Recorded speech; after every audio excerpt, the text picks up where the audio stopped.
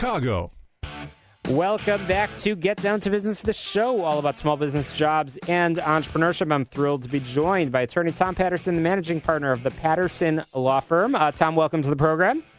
Well, thanks very much. I love your program. I appreciate it. I appreciate having you on. So you, before we get into the substance of what you do, folks that will go on your website, and of course we'll share contact information, will see that your, as you say, as of yet unwritten memoir is going to be called Confessions of a Trial Lawyer.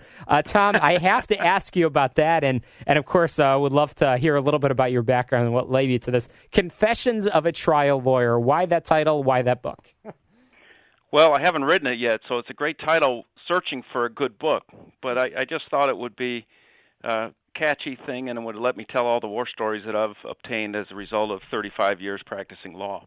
Oh my gosh, sounds terrible. But now that we've already promoted the title, now you have to write that book. Now I have to come through and write the darn thing. Well, it's an open invitation. You'll come back on to promote the book. So tell me a little bit about your career and why you're so traumatized by some of those things that you've experienced. Well, I graduated law school in 1979, and then I got my postgraduate education working for a Supreme Court justice on the state of Illinois Supreme Court, Justice Clark, and then I joined a big firm. And eventually I got tired of the bureaucracy at the big firm and decided that I had some ideas that I wanted to try out, and so I started my own firm in the year 2000. We had our bar mitzvah in 2013, and we've never looked back. Well, you certainly have a lot of experience to speak of, and I know you have a fantastic reputation. So let's talk about the Patterson Law Firm. You are certainly you call yourself a business law firm, a business lawyer, and you handle many different areas. But you have several.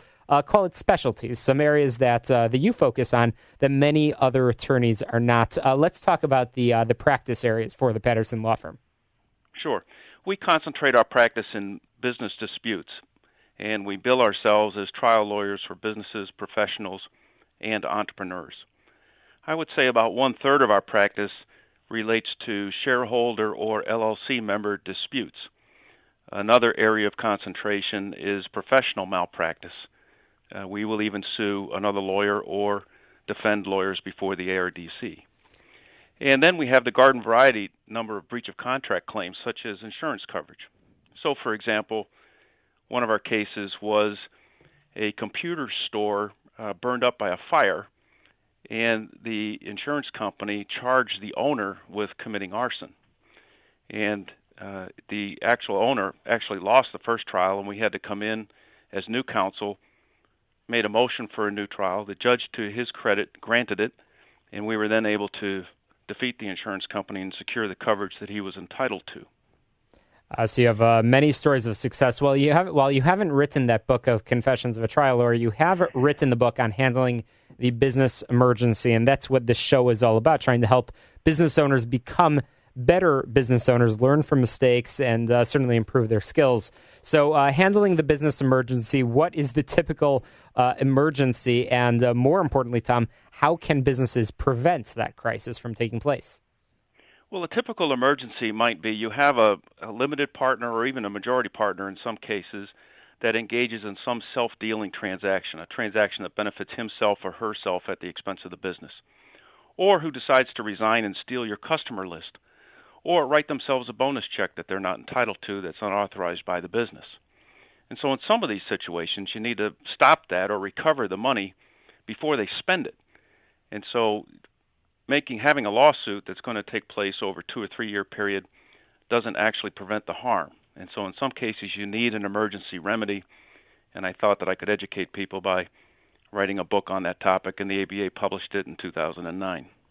It's a great topic and very, very important. So, Tom, I think a lot of the mistakes that people make is, as you said, the lack of prevention. There's we keep using that term book, but essentially, when somebody goes into business, it's not like they need to start from scratch. But sadly, many entrepreneurs think that they know better, that they can cut corners. So for the entrepreneur tuning in tonight, that's deciding to incorporate in the state of Illinois, and likely is going into business with a partner, and they may be best friends. They may have known each other through college. They've traveled the world together. What advice do you have for them, notwithstanding that relationship? Well, you've almost listed the paradigm example of what kind of a case that I see. Childhood friends or college roommates decide to go into business, and they haven't really thought through what the risks are. Number one, who is providing what to the business? Is someone providing sales and the other person is providing operational experience? Is someone providing money and someone else is providing coding or intellectual property? What is it that each is contributing to the enterprise? And then you need to figure out what the risks are or what the rewards are. What happens if the company makes more money than either of the two partners ever dreamed of? Or what happens if they need more money as a startup?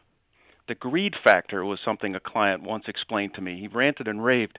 Every time he wanted to develop some intellectual property, he would get a financial angel to come in, and then just when they were on the verge of success, the financial angel would try to squeeze him out of the business and take it all over for himself.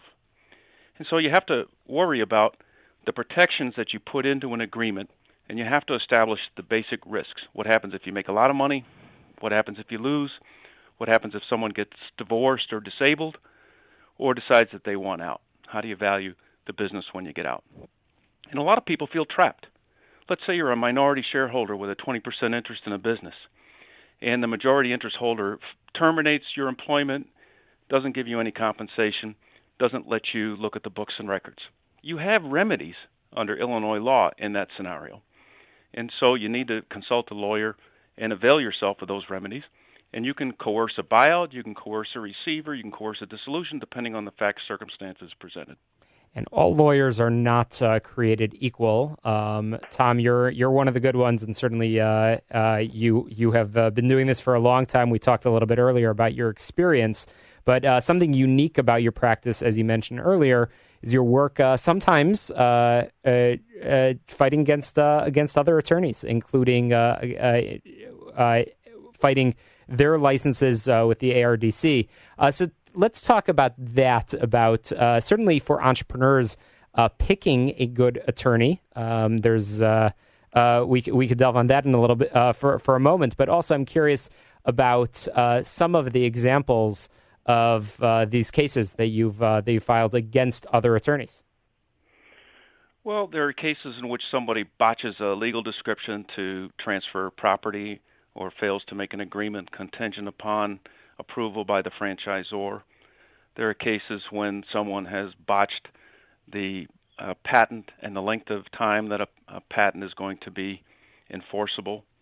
There are situations when a lawyer gets conflicted out of a case on the eve of trial or on the eve of some other proceeding and disadvantages the client.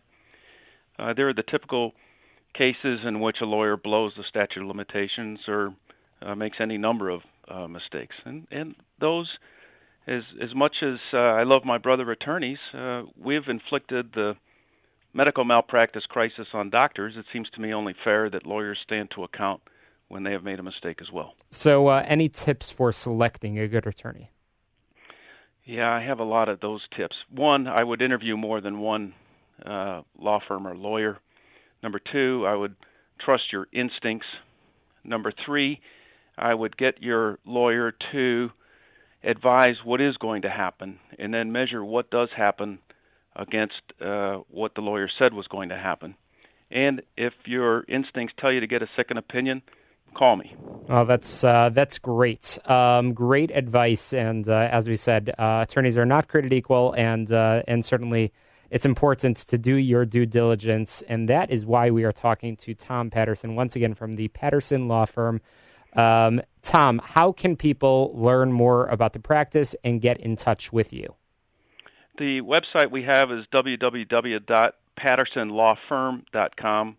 You can email me at tpatterson@pattersonlawfirm.com, or you could call me at 312-223-1699. Our initial consultations are always without charge, and I'm happy to talk to anybody who has a question. Appreciate it. Well, thank you again. Tom Patterson, the website, once again, pattersonlawfirm.com. Be sure to check it out. Be sure to get in touch with the team at the Patterson Law Firm. Tom, we appreciate your time. Hey, thanks very much. Great to be on your show. Absolutely. We'll have you back again sometime real soon. We're going to be talking with the author of a new book called The Abundance Project, 40 Days to More Wealth, Health, Love, and Happiness. So don't touch that dial, Chicago. Right after the headlines, quick break. We'll be back with more of Get Down to Business.